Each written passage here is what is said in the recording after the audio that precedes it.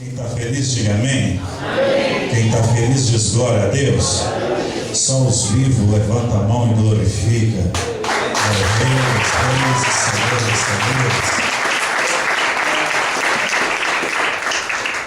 Sem perda de tempo, pega a tua Bíblia e abra ela no livro de 1 Reis.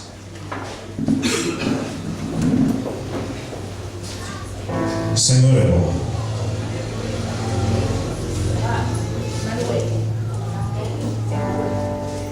Ele é muito bom.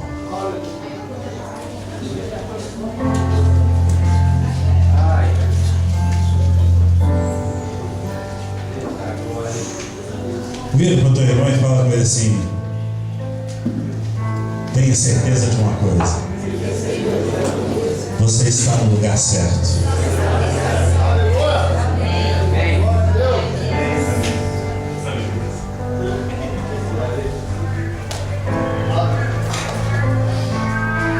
Deus é lindo, irmãos. Vira para esse irmão que está do seu lado, profetiza na vida dele. Fala assim: você pode até não entender, mas Deus é lindo.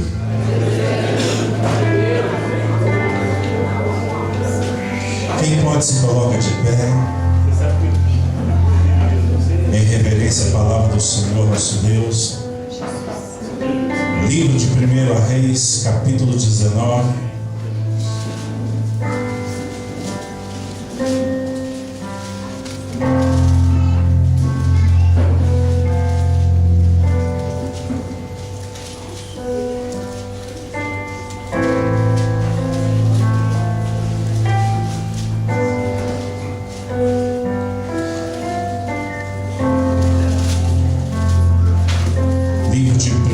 Capítulo 19, no verso 1. Está escrito assim: ora, Acabe fez saber a Jezabel tudo o que Elias havia feito e como matara a espada todos os profetas. Então Jezabel mandou um mensageiro a Elias, a dizer-lhe: assim me façam os deuses e outro tanto, se até amanhã a estas horas eu não fizer com a sua vida como a de um deles. Elias teve medo, correu para salvar a sua vida. Quando chegou a Berseba, que pertence a Judá, deixou ali o seu moço. Ele mesmo, porém, foi ao deserto, caminho de um dia. Chegou, assentou-se debaixo de um zimbro e pediu para si a morte, dizendo: já basta, o Senhor, ó Senhor, toma agora a minha vida, pois não sou melhor do que meus pais. E deitando-se, dormiu debaixo do zimbro. De súbito, um anjo tocou e lhe disse: levanta-te e come. Ele olhou e viu que a sua cabeceira estava um pão cozido sobre as brasas e uma botija de água. Tendo comido e bebido, tornou a deitar-se. O anjo do Senhor voltou segunda vez, tocou-lhe e disse: levanta-te e come, pois muito longo te será o caminho. Fecha a tua Bíblia, segura na mão desse irmão que está do seu lado.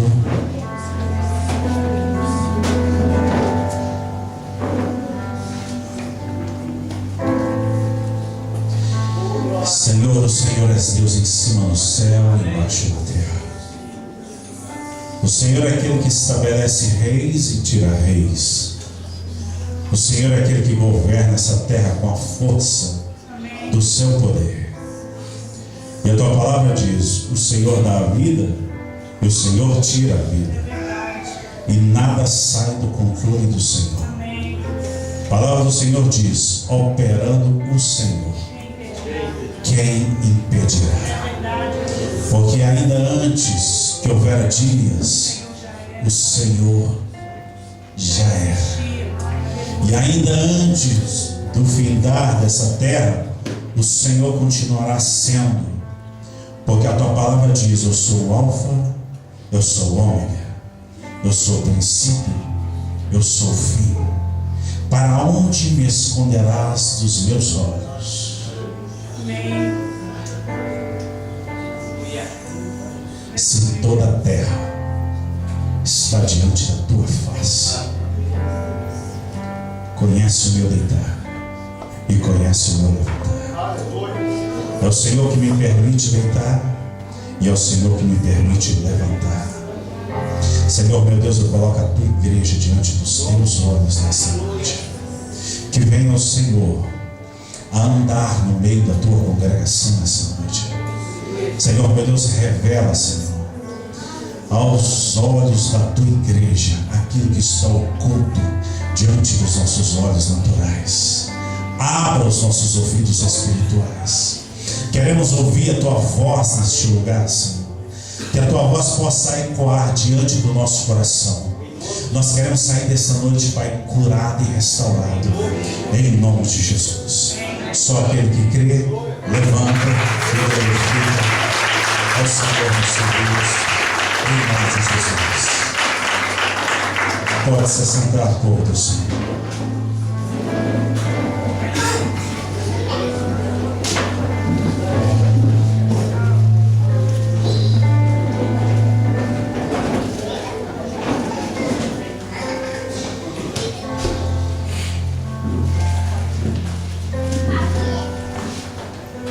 Deus, ele é extremamente detalhista, irmãos.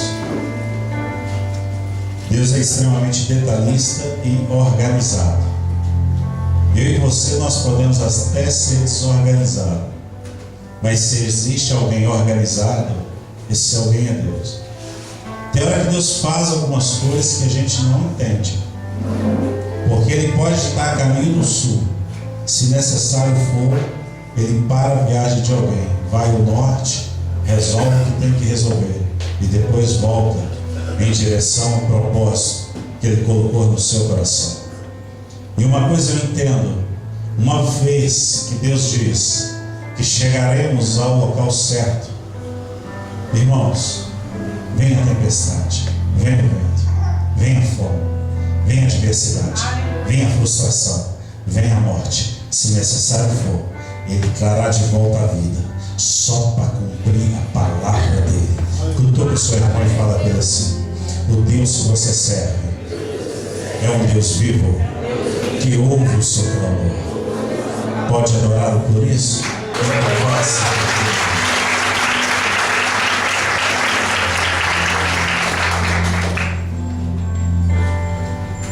Eu sou criança, mas sou forte.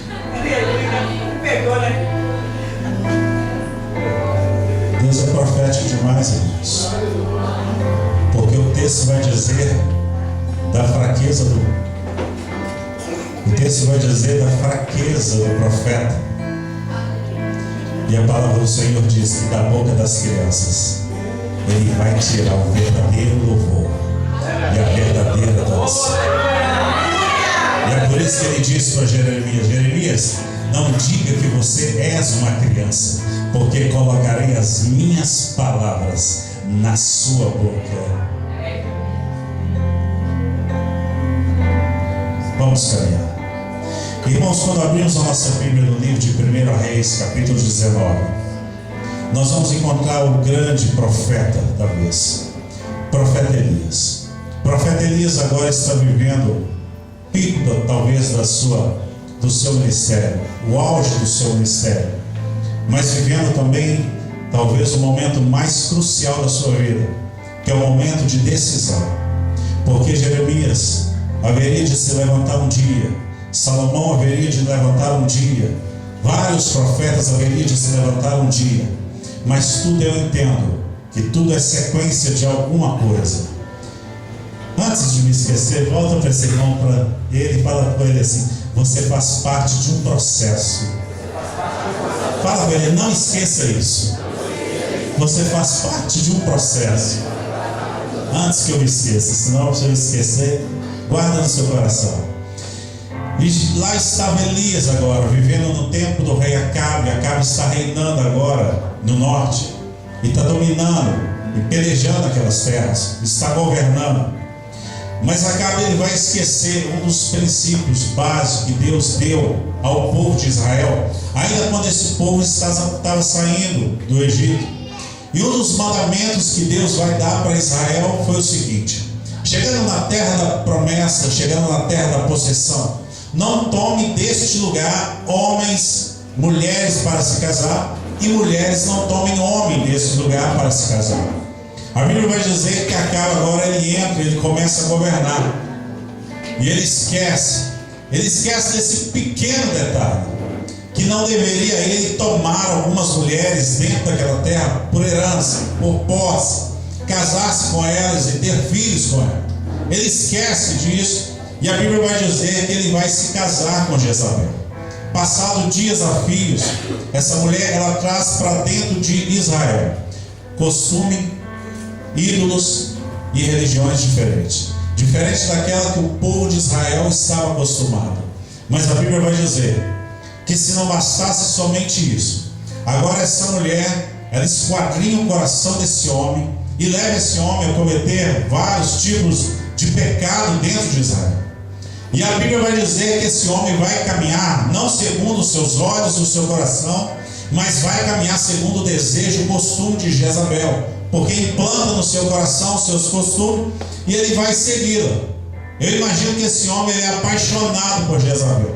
Eu imagino que não era uma mulher feia, mas imagino eu que era uma mulher muito bonita, muito sedutora, e que encanta o coração de Acabe ao ponto de arrancar esse homem do propósito que tinha ele dentro do seu coração. Porque imagino eu que no início do governo de Acabe não era assim, mas no início do governo de Acabe ele tinha implantado dentro do seu coração um governo, uma política reta diante dos homens e diante de Deus. Mas uma coisa que eu percebo é que poder muitas vezes, irmãos, mexe com o coração, com a alma e com o destino de alguém.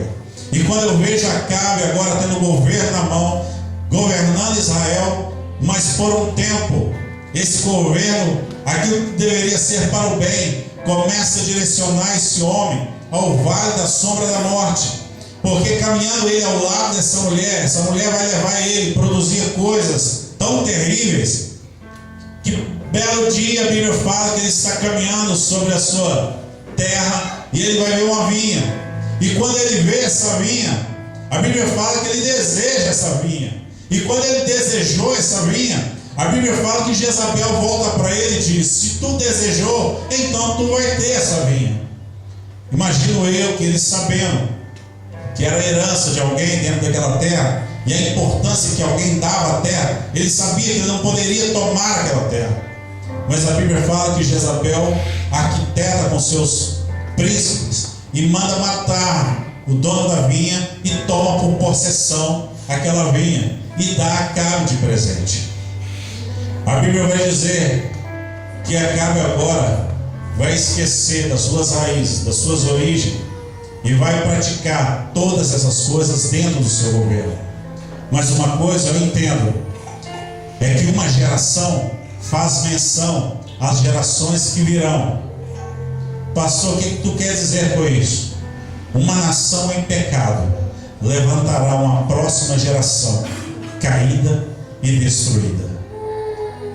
Mas uma coisa eu entendo, toda feita aonde Deus tem propósito e projeto, ainda que essa nação caia, Deus sempre levantará o profeta da vez.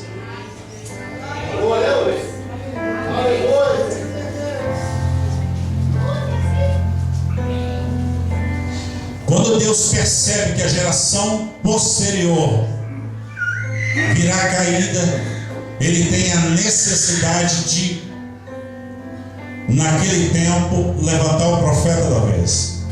E o profeta da vez foi quem? Nada mais, nada menos do que Elias, o tisbita. Não tem origem. Há quem dizer de tisbita, mas não tem uma genealogia. Ninguém sabe quem foi o seu pai, sua mãe, se era rico, se era pobre. A única coisa que vai dizer que ele era profeta dentro daquela terra. E uma coisa eu entendo, é que ser profeta é profetizar a nação e ao povo de Israel. Se vai acontecer ou se não vai acontecer, isso está em Deus, que dá a palavra profética na boca do profeta. E a orgia e o pecado era tanto dentro daquele tempo, e a prosperidade e a riqueza era tanta dentro daquele tempo, que quando o profeta abriu a sua boca, todos disseram: é apenas palavras lançadas ao vento. Mas eu vou lhe dizer uma coisa que diz nesse texto: nenhuma palavra profetizada voltará vazia, mas toda palavra profetizada, ela terá que ir produzir o que ela foi designada para fazer, e só então ela voltará para o profeta.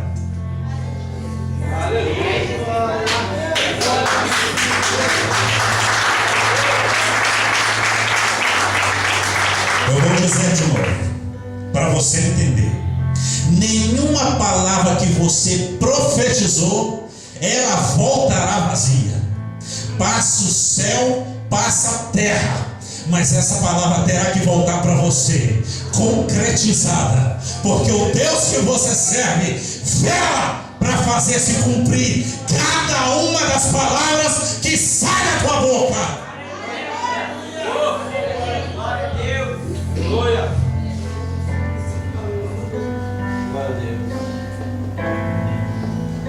Deus levanta Elias e Elias vai lá, profetiza: Acabe, não choverá e não terá orvalho na terra durante 3 anos. Irmão, o homem tinha muito dinheiro,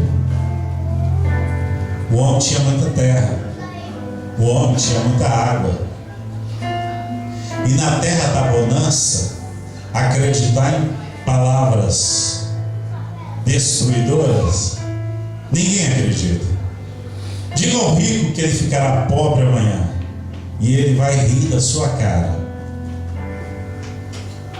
Mas uma palavra debaixo da ordem de Deus não volta vazia. Passou um dia, 2, 3, 4, um mês, e eu imagino que eles fizeram uma reunião para zombar da palavra profética que foi lançada. Passaram um ano, e eu acho que eles disseram: é apenas palavras lançadas ao vento. Mas quando passou 2 anos, a seca era tremenda, a fome era terrível. Já não tinha mais água, já não tinha mais o que comer. E quando faltou água e faltou comida, mandou matar o profeta,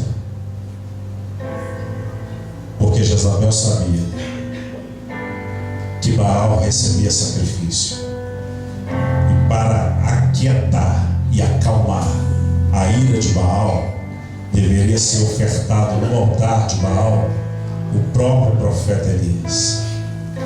Então vão tentar buscá-lo para trazer ao altar, para queimá-lo vivo em sacrifício.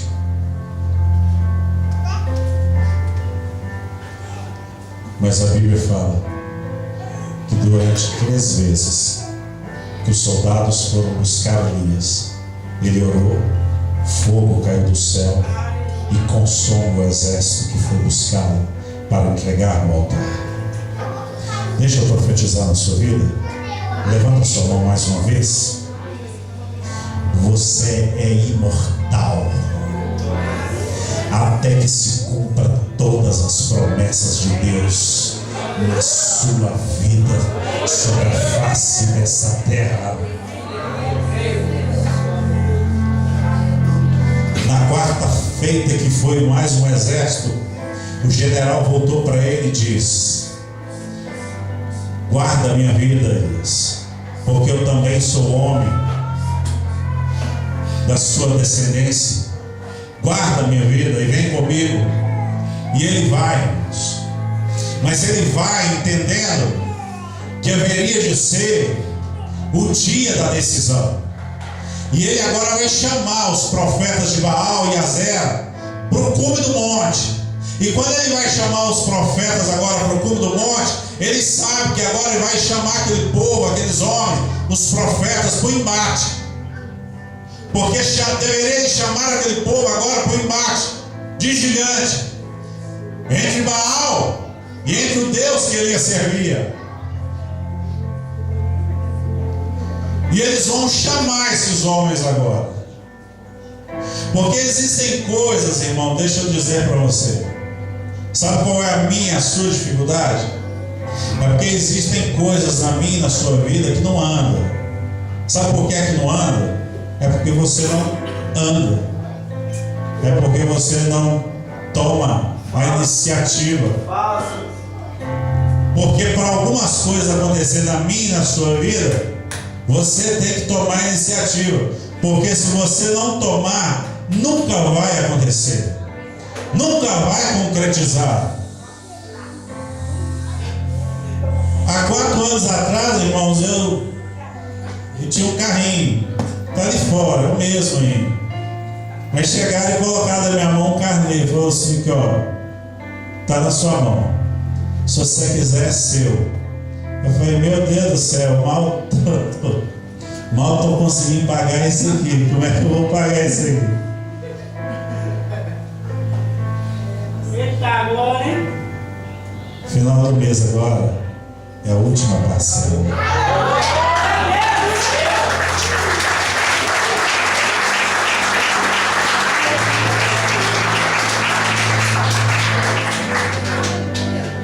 Pastor, sempre desejei ter uma casa. Vai na caixa. Eu vou te falar assim, depois desses 4 anos, se eu não tivesse feito isso, eu não sei onde estaria esse dia. Mas hoje eu sei onde ele está. Pastor, e aí? E se acontecer? E se acontecer, o Deus que você serve vai abrir porta para você à direita, à esquerda. Porque o salmista diz assim: fui moço e agora sou velho, mas nunca vi a descendência de Deus passar necessidade. Irmão, o que eu estou lhe dizendo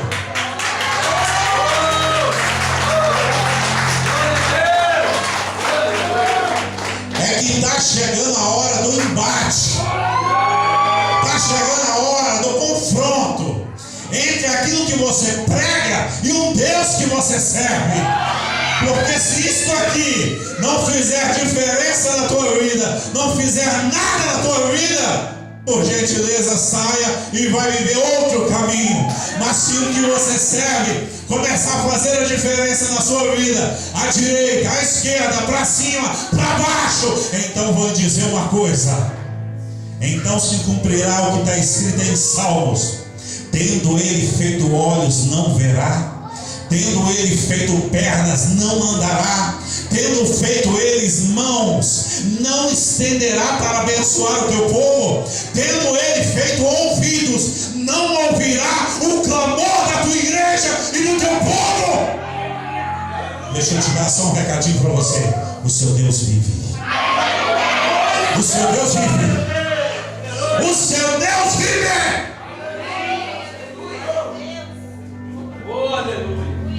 Glória a Deus, eu creio. Pastor, então, pastor, me ensina qual é o mistério, qual é a magia.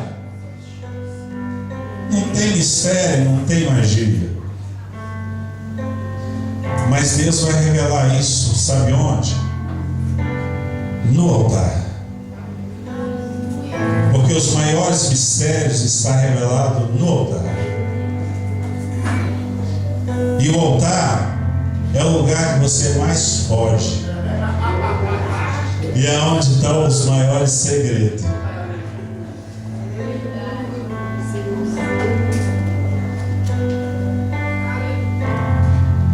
A Bíblia diz aqui que o anjo tocou ele o quê? Comer o quê? Pão.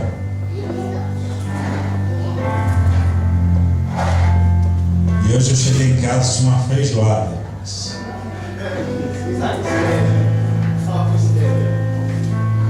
E feijoada, aqueles que gostam e aqueles que não gostam. E há aqueles que comem e não se dão bem. Não tem estômago para suportar as calorias. Mas cutuca o seu irmão e fala com ele assim: toma um sorrisal em casa.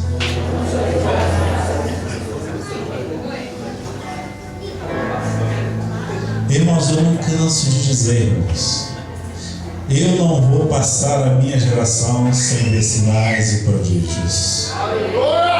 Eu não canso de dizer para os irmãos, eu não vou viver a minha geração. No céu eu vou ver, irmãos.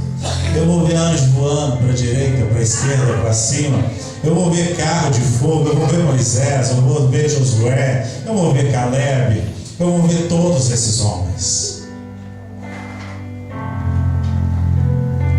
Mas difícil coisa é ver Deus no dia da adversidade.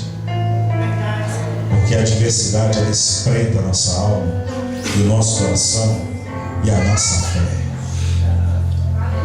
Mas eu vou dizer para você uma coisa: a sua fé não se baseia naquilo que os teus olhos podem ver. A sua fé, ela tem que se basear no Deus que você diz que serve. Porque às vezes nós até dizemos que servimos em parte, mas em parte, quando vem a adversidade, nós vamos nos encontrar com Elias, frustrado e querendo uma caverna. Mas Deus não faz cavernas para profetas. Deus não faz cavernas para profetas.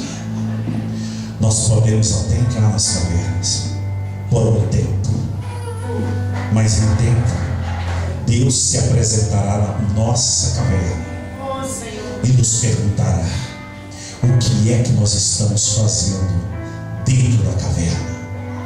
Porque deixa eu te dizer uma coisa para você. Jesus diz o seguinte: Ele não acende uma lamparina para ficar debaixo da cama, mas Ele acende uma lamparina para ser colocado aonde? No eirado da casa. E o dia que você aceitou Jesus como Senhor e Salvador, Ele acendeu a sua lâmpada, Ele acendeu a sua luz, para que você fique em cima, para iluminar aonde você passar ou andar. Não se esqueça de onde você passar ou andar, vai ter dois sentimentos a teu respeito: aqueles que vão te amar e aqueles que vão te odiar. Mas não importa o sentimento deles, importa que você irá como profeta de Deus neste lugar, ser luz onde você colocar a planta dos seus pés. Elias chama eles e está lá no cume, lá no Carmelo, está lá, todos eles, 800 profetas de Baal, e somente Elias agora está aqui, porque a Bíblia vai dizer que 7.000 homens não tinham se dobrado. Mas 7.000 homens não tinham se dobrado, mas 7.000 homens olhando agora para a adversidade e vendo a adversidade vindo e passando. Sabe o que eu vejo? É eles vendo a geração deles e dizendo: alguém vai se levantar, alguém vai se levantar, alguém vai se levantar. Vamos aguardar, vamos aguardar. Enquanto você está aguardando, irmão, deixa eu dizer para você: Deus está querendo levantar você. Enquanto você está dizendo é amanhã que Deus vai levantar, Deus está olhando para você e dizendo: era ontem que eu queria te levantar, foi na semana passada que eu queria te usar, foi no mês passado que eu coloquei aquela palavra profética no seu coração e você guardou ela para você até hoje. Irmãos, deixa eu dizer uma coisa: às vezes tem vidas perecendo porque nós guardamos palavras proféticas para a vida de alguém. Sabe qual o nosso problema? É que nós pensamos muito e achamos que vamos machucar demais. Mas deixa eu dizer para você uma coisa: toda a palavra que Deus colocar na tua boca, meu irmão, não machuca ninguém. Não machuca ninguém. Toda palavra profética de Deus, ela tem o poder ou de exaltar, ou de colocar ele para cima, ou colocar ele para frente. É para isso que serve. E se ele estiver morto, tem que ressuscitar, porque é vida. É isso que você tem que entender. Que se Deus te deu uma palavra, é profética e é vida na sua boca. A Bíblia fala que os profetas de Baal começaram a clamar e não aconteceu nada. Clamaram por 4, 5, 6 horas e nada aconteceu. Aí veio o mistério, porque a Bíblia fala que o profeta Elias foi lá. Aí ele foi lá e olhou para o povo. Quando ele viu o povo, ele percebe que o altar de Deus está destruído.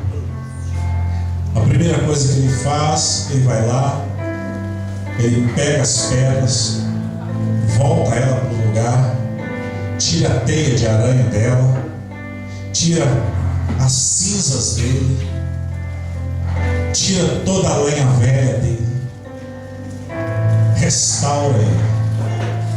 Chega a lenha, chega o cordeiro,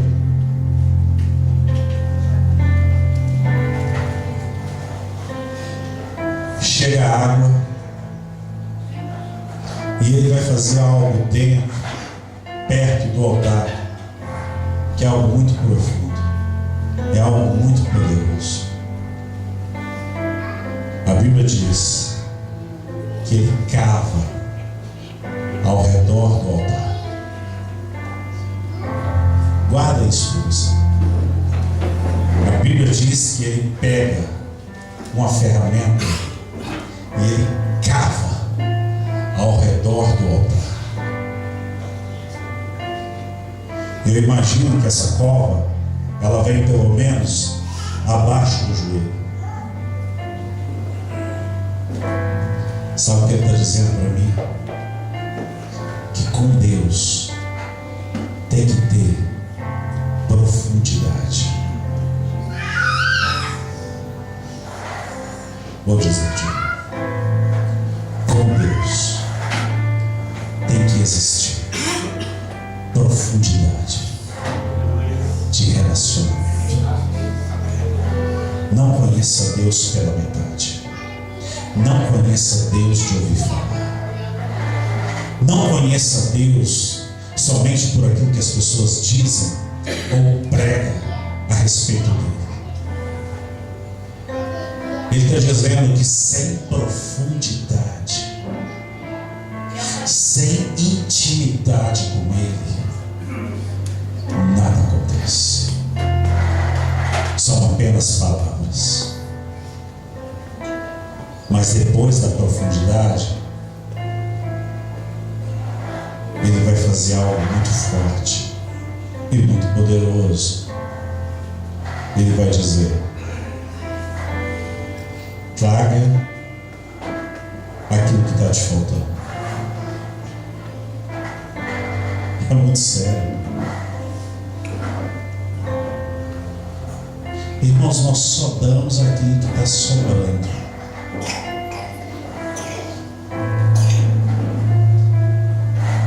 Você já parou para prestar atenção que você só dá aquilo que sobra, ou aquilo que está velho, ou aquilo que você não está usando mais?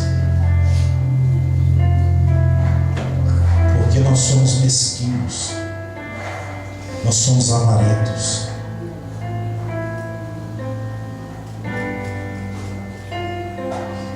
Nosso coração é assim. Nosso coração é mau. É por isso que Deus deixou 3 anos sem água. E depois de 3 anos ele vira para o povo e fala assim: me traga aquilo que está te faltando.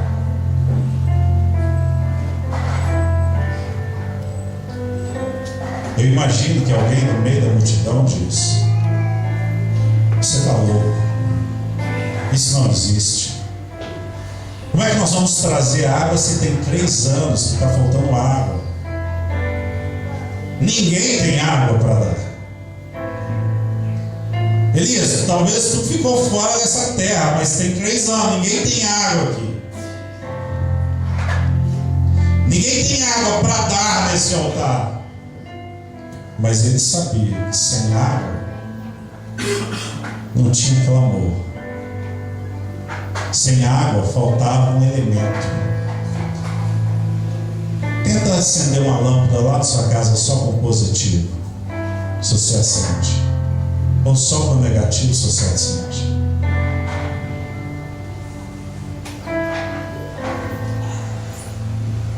Você faz parte de quê?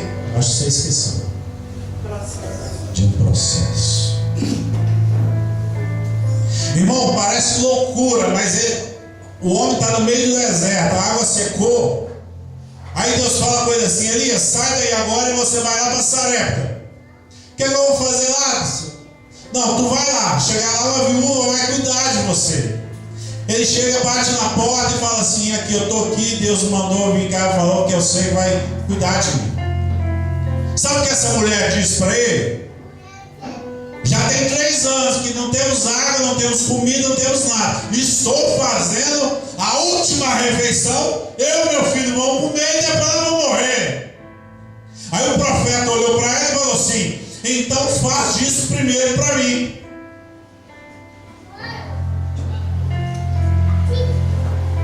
Você acha simples, que é com o outro. Você acha comum, porque não é na sua carne. Aí nós achamos que é simples e comum. Mas deixa o meu filho, eu estar fazendo a última refeição para ele, e chega alguém falando que é para me dar para ele. Ô irmão, é por isso que Deus teve o cuidado, irmão, de algumas atitudes. Tem que escrever. Ele chamou o escriba e falou assim: não, coloca isso aí. Isso aqui tem que estar aqui no meu livro.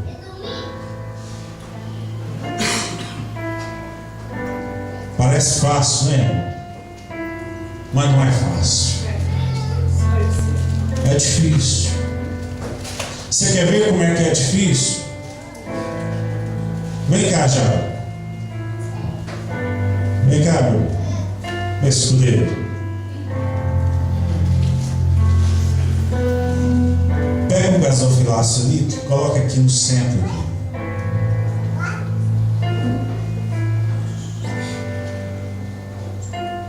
Coloca ele aqui na frente. Pode ser aqui.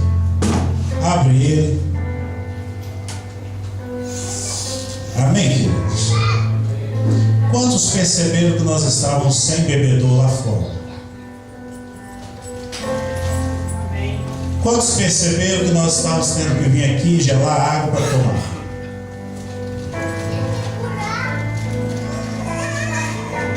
Mas esse homem dispôs o coração dele. Falou: pastor, está faltando um bebedor na igreja. Nós precisamos de um bebedor. E esse homem foi lá no Ponto Frio e comprou, irmão. Calma aí, você vai dar glória a Deus. Só que esse bebedor é R$600, irmãos. Eu não acho justo ele pagar sozinho. Ele não me pediu para fazer isso, não, irmão. Eu estou fazendo. Então agora eu, o profeta Elias, vou pedir água para você. E o altar está aqui. E nós precisamos pagar esse bebedor. E é você que vai trazer água. Irmãos, teve uma vez que teve um pregador que me pediu, e ele fez isso aqui. E ele pediu que a gente tivesse. E no dia eu tirei meu relógio dele. E eu fiquei revoltado. E mais uma vez Deus mandou dar de novo. E a minha proposta para você é: quando eu comprei ele valia 150. Se você conseguir vender por 150, tudo bem. Se não conseguir, eu vou te pagar 200 nele. Porque senão amanhã ou depois você vai me ver por ele e vai achar que não paguei. Amém? Esse é o combinado. Eu não usei relógio, mas eu me apeguei a esse relógio. E desfazer daquilo que é da gente é difícil. Mas está no meu coração. Está aqui. Glória a Deus. Aleluia. Nós precisamos pagar R$600. O profeta precisa orar para a chuva cair. E ele precisa de água no altar. E quem dá água é você. A Bíblia diz assim: crede nos profetas e prosperareis. A Bíblia diz que aquele que acredita e crê, recebereis. Sabe qual é o pior sentimento que eu acho e vejo e acredito? Foi o sentimento de Acabe, o sentimento de inveja. Porque o sentimento de inveja não é querer ter alguma coisa, é querer o que o outro tem. E é o que ele desejou, é ter a vinha de Nabote para ele, que não era dele. O homem tinha muita terra, o homem tinha posse, o homem tinha direita e esquerda, mas ele foi desejar aquilo que estava na mão do outro. Mas uma coisa eu sei, irmão, uma coisa eu tenho comigo: eu quero viver o sobrenatural de Deus na minha vida, ainda nessa terra.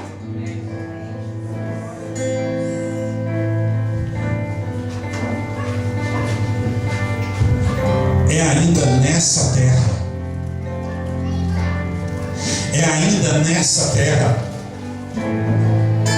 Porque ele chamou o povo e falou: sabe o que é isso, irmão? O profeta entendia que ele não fazia nada sozinho. Ele entendia que ele não era sozinho. Aleluia. Porque essa palavra diz assim: e as portas do inferno não prevalecerão contra a minha igreja.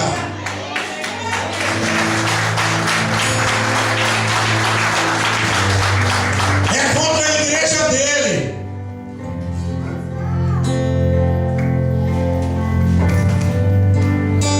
Você sabe qual é o significado de Elias?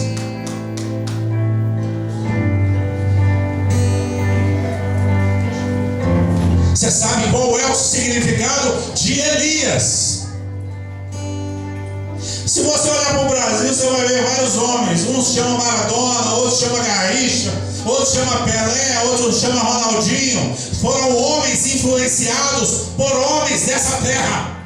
Mas na autoridade do nome de Jesus Cristo de Nazaré, eu profetizo que os Samuéis da vida vão se levantar, que os Elias da terra vão se levantar, que os teus filhos vão se levantar com uma ordem profética de Deus para levantar e abalar essa terra. Porque é você que vai fazer menção da geração que vai se levantar. Porque se você não ficar de pé, se você não prevalecer, a geração que virá após você será uma geração destruída. Mas se você for um profeta dessa geração, o teu filho vai olhar para você e vai dizer: eu sou pequeno, mas eu tenho força. Eu sou pequeno, mas eu tenho força.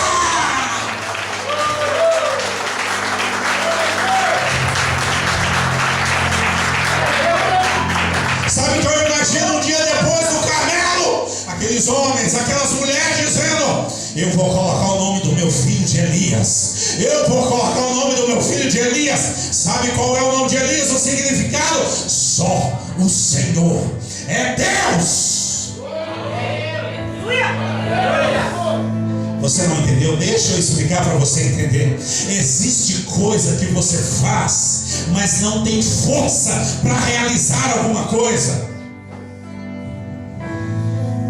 Você é crente, vem na casa do Senhor, mas existem coisas que você faz e ainda assim não tem força.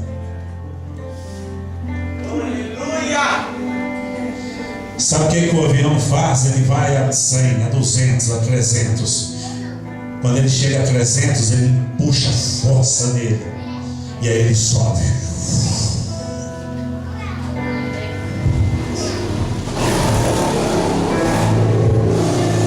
O problema é que você não entende o que está acontecendo aqui.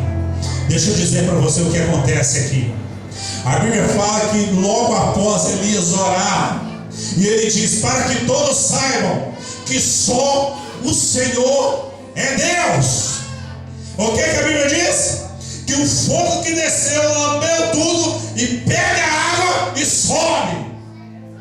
E após esse cenário, ele vai para um segundo cenário. E agora ele volta com o moço dele. E ele pede o moço e fala assim: moço, ora lá. Eu estou orando aqui, vai lá olhar se está vindo chuva. E ele agacha e começa a orar. E diz para ele: vai lá de novo. Não vejo nada. Ele abaixa de novo e diz: vai lá. A resposta do moço foi essa: eu vi uma pequena nuvem do tamanho da mão de um homem.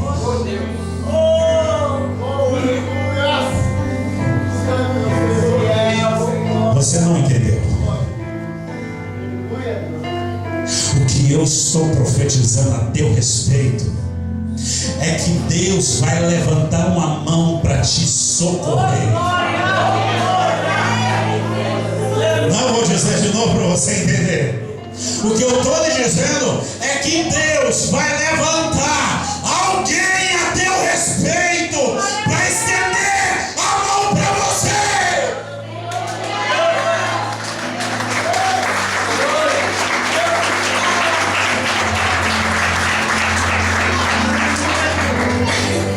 Eu vou dizer isso para você hoje, para que naquele dia você venha a crer que Ele é Deus na sua vida. E quando você versa a mão a teu socorro, naquele dia você venha entender que é a mão de Deus a teu respeito. Só aqueles que creem, só aqueles que acreditam, levanta a mão e adora Ele.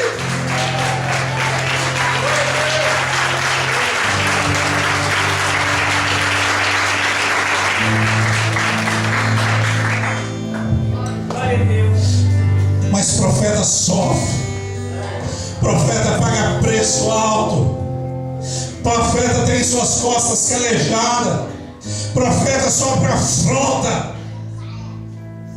E chegou um dia que ele não aguentando, ele sai, ele corre, e ele vai se esconder. Quando ele se escondeu, a Bíblia fala que ele se esconde debaixo de um zimbro e vai pedir a própria morte.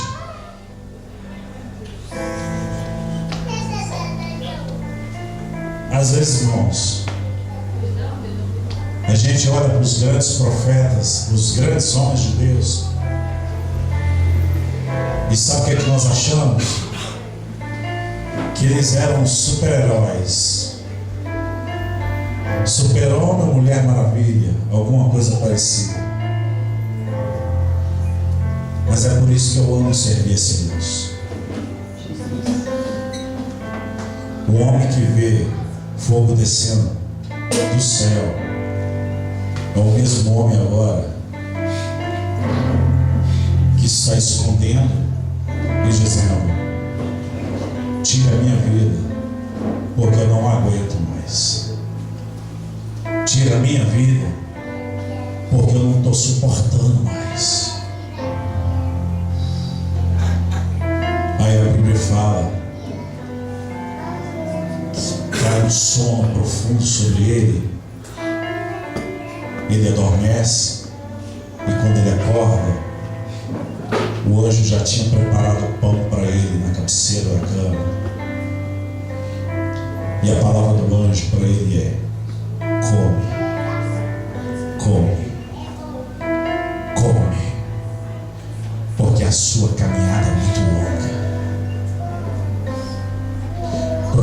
esse irmão que está do seu lado. Fala com ele: coma. Porque a sua caminhada é muito longa. Coloca sobre os seus pés.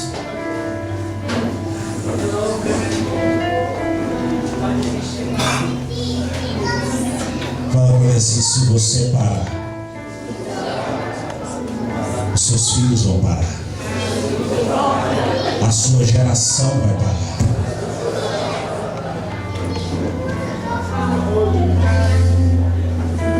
Feche os seus olhos. Deus te conhece.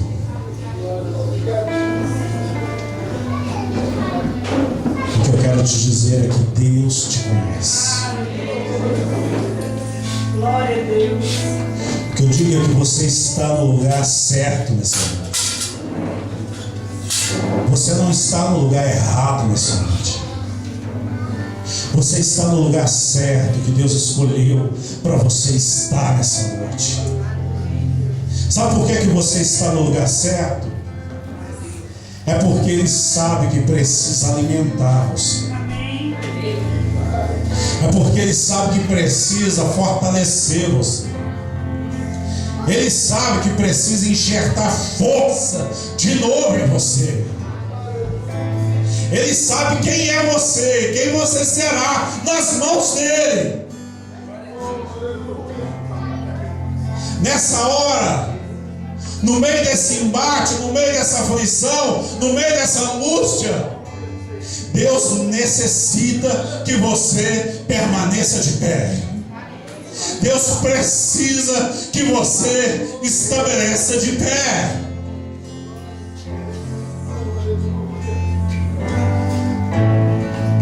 Porque um dia antes, Elias era conhecido somente dentro de Jerusalém, irmãos. Mas no dia seguinte, a extremidade da terra ficou sabendo do grande feito naquele monte. O que eu quero dizer para você é que essa adversidade que veio sobre a sua vida não é para a sua morte, porque Deus não nos dá nada antes do tempo. Deus não nos dá nada antes do tempo. Existe o Kairos de Deus, existe o tempo de Deus, a meu e a seu respeito.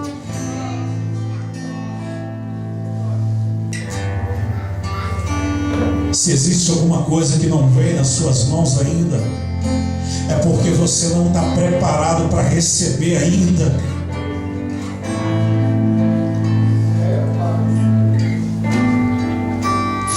Mas eu quero crer que esse tempo de aflição, eu quero crer que esse tempo de angústia que você está passando é o tempo que Deus está usando para trabalhar a sua vida, para trabalhar a sua personalidade, para trabalhar seu caráter. Porque você não é aquilo que você tem nas suas mãos. Você é aquilo que a sua alma é, aquilo que o seu espírito é, aquilo que o seu desejo é. E o que você é, a Bíblia diz: você é o melhor de Deus na terra. Você é a pedra preciosa de Jesus na terra. O que você é, você vale mais do que toda a terra. Você é a menina dos olhos de Deus na terra. Mas Deus está preparando uma obra para você realizar sobre a face dessa terra. A geração que vai se levantar precisa que você continue de pé. A geração que vai se levantar necessita ouvir o seu nome ecoando na história.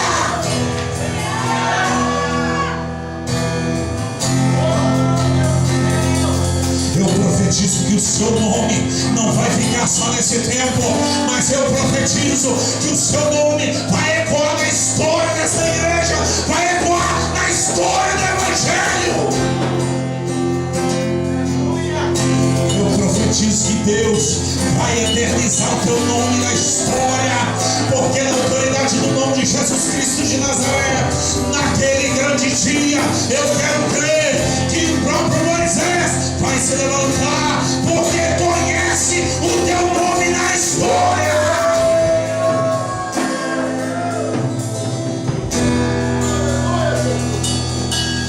Levanta do pó, levanta do pó, irmão, levanta do pó. Não tem palavra que pode te abater, não tem situação que pode te abater. Você serve a um Deus vivo, você serve a um Deus vivo, você serve a um Deus vivo.